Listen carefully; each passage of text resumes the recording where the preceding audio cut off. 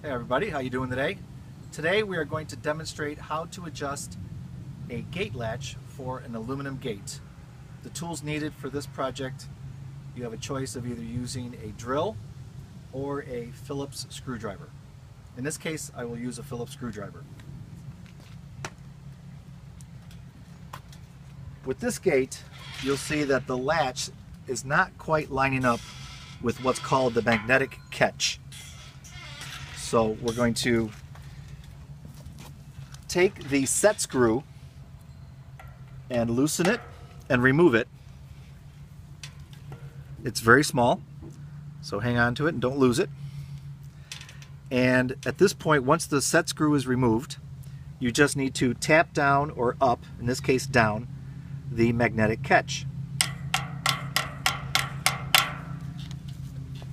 Bring the gate around and test to see if it lines up. In this case, it is adjust as needed. Once you're in the right position, return the set screw to the magnetic catch.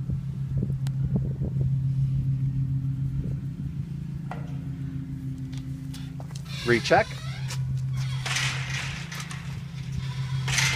And you have a gate adjustment. Thank you.